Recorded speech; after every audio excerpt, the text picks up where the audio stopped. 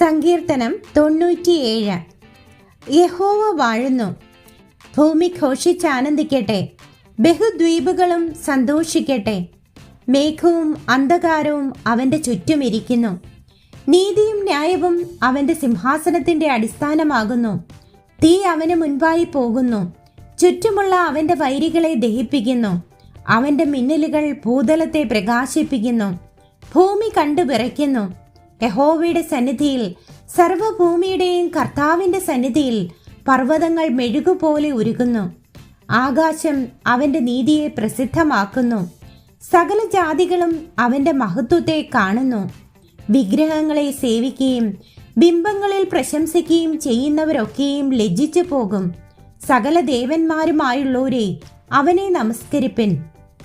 സിയോൻ കേട്ട് സന്തോഷിക്കുന്നു. യഹോവേ, നിന്റെ ന്യായവിധികൾ ഹേതുവായി യഹൂദാ പുത്രിമാർ ഘോഷിച്ചാനന്ദിക്കുന്നു. യഹോവേ, നീ സർവ്വഭൂമിക്ക് മീതെ അത്യുന്നതൻ, സകല ദേവന്മാർക്കും മീതെ ഉയർന്നവൻ തന്നെ. യഹോവയെ സ്നേഹിക്കുന്നവരെ, ദോഷത്തെ വെറുപ്പിൻ. അവൻ തന്റെ ഭക്തന്മാരുടെ പ്രാണങ്ങളെ കാക്കുന്നു, ദുഷ്ടന്മാരുടെ കയ്യിൽ നിന്ന് അവരെ വിടുവിക്കുന്നു.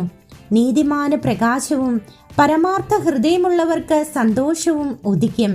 നീതിമാന്മാരെ, യഹോവയിൽ സന്തോഷിപ്പിൻ, അവന്റെ വിശുദ്ധ നാമത്തിന് സ്തോത്രം ചെയ്യുവിൻ.